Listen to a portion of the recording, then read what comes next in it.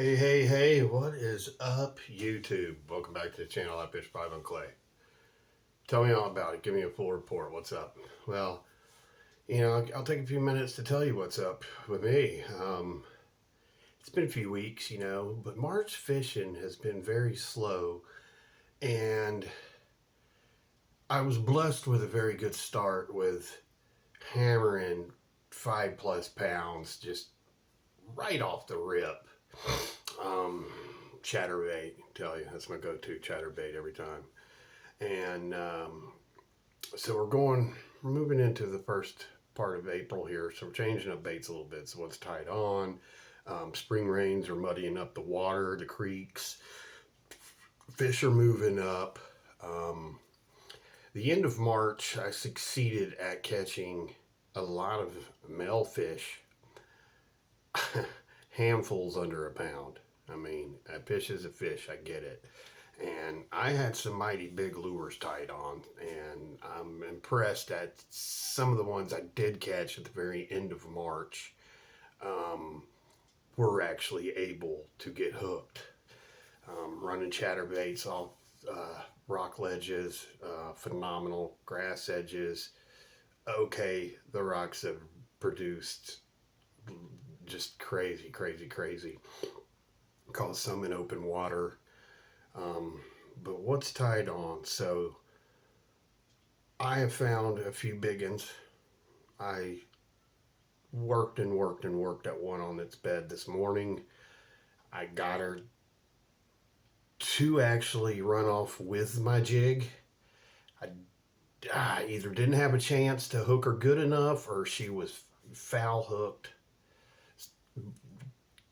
Case being, I don't have a picture of her because I didn't catch her.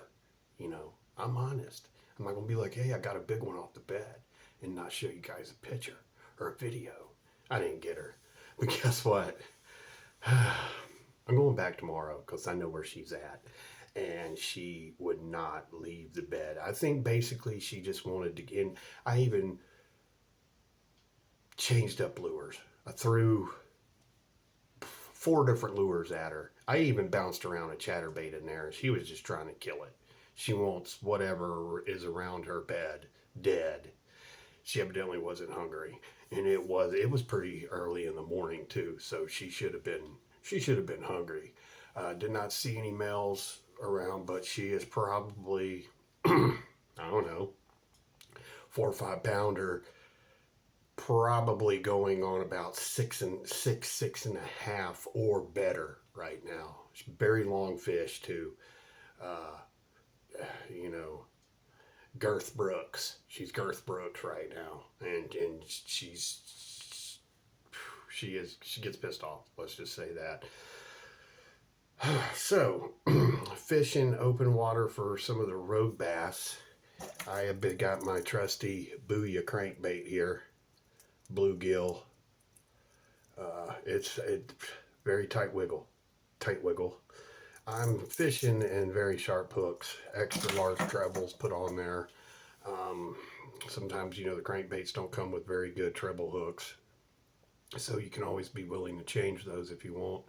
They do help, especially in tournaments or any type of competitions. You probably want to change a lot of your hooks, especially on your crankers, lipless.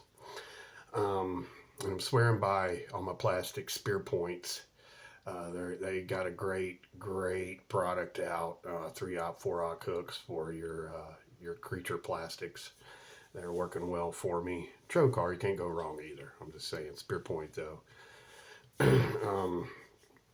That being said, I'm fishing those crankbaits, Tennessee River, ledge fishing, pond fishing, whatever the body of water may be. I'm always fishing those deep to shallow and not running parallel to the bank or shallow down deep. I'm trying to catch, it's a big profile. I'm trying to catch, the bigger the bait, the bigger the fish. I'm trying to catch those road bass out, cruising open water. And we just had a shad spawn, so I have transitioned from spring colors, basically fire crawl, Bama crawl, your Rayburn red colors, to whites. This is just a Evo chatterbait. This is a 3/8 ounce, so it's going to be a little bit lighter in the water column with a reaction.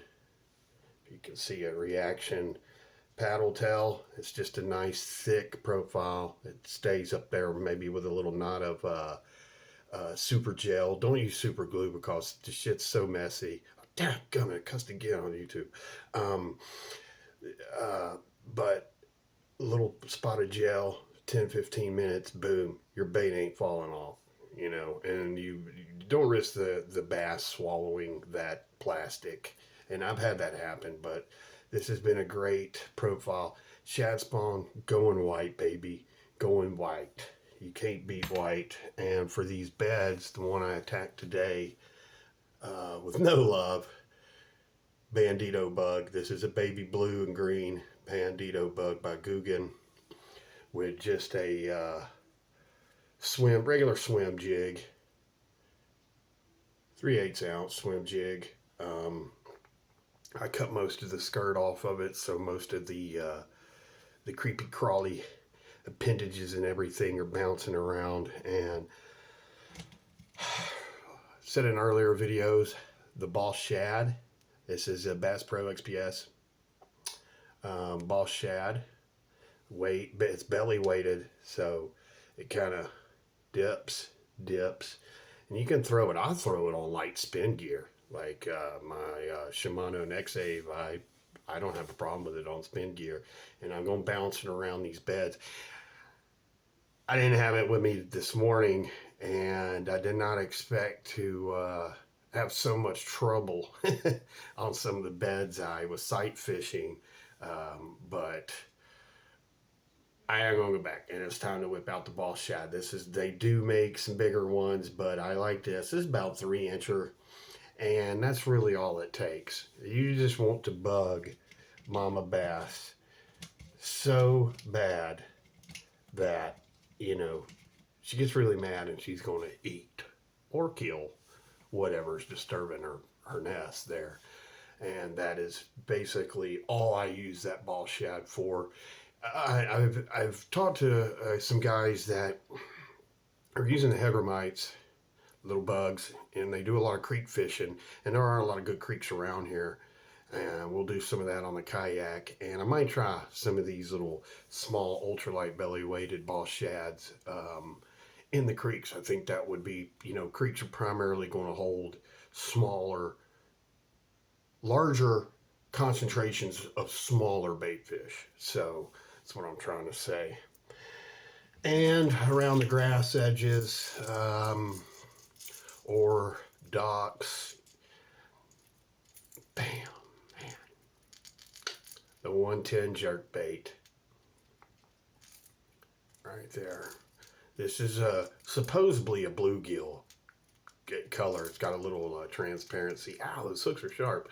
Transparency right there. You got 3 hooks, but the 110 jerk bait is still shining on, like I said, grass edges. You know, like Guntersville's full of grass. No matter wherever you go, I mean, this stuff just grows and grows and grows, and you can cut it through that grass or alongside. What I mean by grass edges is like if you got a ditch and you got 2 sides of grass, you can burn it down through there, not necessarily all the way through the grass, because then you're going to be having a headache. But I am switching up, like I said, to white colors because of, you know, the shad spawn, and they're more apt to bite because everything is just, bait fish are just in such of abundance. Evo, I picked this up, Evo chatterbait. It's got a copper blade with a little bit of glittery poo on it, and it's a watermelon flake on this side. You guys probably can't see it. Watermelon flake, reddish, with a bluegill tiger pattern, kind of pumpkin green. Get you about $1,200 worth of those. Z-Man, regular silver chatterbait. This one is a darker presentation for a darker bluegill. You got your pumpkin greens, basically is just a dark bluegill color. Because with all the spring rains coming, and you'll have them no matter where part of the country. Like down here deep south, it's going to rain like the dickens tonight. But your darker colors, muddy water, fish are going to hug tight to the bottom and or structure because they're not going to be able to see as well. You know, bass eyes on top of their head, so they're looking up. They're looking up, and that's why they point straight to something, especially if they're looking at you on the bank. They don't turn sideways to look at you. They're looking at you straight or an object. So that's where their line of sight is. Bass also have a lateral line, as we know, and they're going to pick up vibrations in the water to know where their prey is. So in dark, dingy water, you won't hear your black and blues, anything with a noisemaker. That's the reason why, like chatterbaits, they just excel in areas of stained or darker waters. The clearer the water, yeah, you want to go, you know, with lighter shades. Chartreuse, man, like plastic worms with a chartreuse, just a little chartreuse tip on its tail, on a shaky head. You can burn them up all day long. But when you're in stained or dingier water, especially after a rain, it's really going to be tougher on you. And you want to keep in mind that those bass always instinctively use their powers they're born with, eyesight, lateral line, to their advantage. So if they can't see, their body's going to pick up that prey. And if it's a clicking through or it's a wounded, especially in clear water where sometimes a lot of anglers, you know, they have a hard time in clear water because bass can see freaking everything.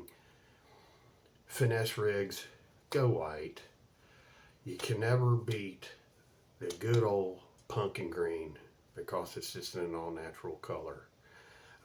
Some of your transparents, clear water stripers, these bad boys. This is a humongous lure, but it's really good for striper fishing. It's a 1 ounce belly weight, but it's crazy huge. But it's very good. Red eyes, and when you hook a striper, or in order to hook a striper, let's just say they're hungry, and when they're hungry, they want a big meal. Even the smaller ones, you know, they're gonna. I've seen them take skipjack that are a pound a piece. A 20-pound striper plus is going to eat a half pound, 3/4 pound skipjack with no problem at all, and or a humongo cowabungo bluegill. Gizzard shad, whatever the case may be, or shiners, a good white presentation for those bad boys. And Tennessee River's abundant, Smith Lake down here in Bama. There's a lot of good striper fishing, and during the summer they'll just go deep. You're fishing 60 to 80 feet of water for those bad boys. So right now is a great time to target striper. And when you're going after bass, largemouth or smallmouth, you know, you'll every now and then you'll get you a striper. They'll hit bass gear, no problem. They're hungry. So remember your whites, clear water, chartreuse green, a lot of your brighter colors and clear water shine. Watermelon flake works. Uh, some of your peanut butter and jelly. Combos work great, but you can't go wrong with pumpkin green. And those are facts. All natural bait presentation in the world, you know, in clear water. Dingy water, just don't give up hope. Use darker colors. Something that's going to create vibration, movement. Even this little bad boy right here it's creating movement. A bass might not can be able to see it, but it's going to pick it up with its lateral line, and then it eventually, if you throw it back on it, miss it, it'll go back to it, and it's going to find that bait, and then you'll be rewarded with a catch there. So that's just a little update on what's going on with iFish 5 and here down in the old Bama land. So we'll get started. I think I picked out a GoPro for some boat and kayak action. Kind of working on that right now. Other than that, get your Get your spring gear fully loaded and tied on. Get you a clear water setup. Get your muddy water setups. Clear water, lighter colors, whites, muddy, darker stained water, black and blue's your friend. Vibration jigs or cranks are your friend. Get those tied on. Windy days, never forget. Don't never forget your spinner baits, man. Don't leave that love out. Jigs are excelling. And like I said, the good old trusty chatterbaits are something else. Just something else. So there's your little tidbit of information. Next week we'll hook up something, get you a new topic. Thanks for watching. Tight lines.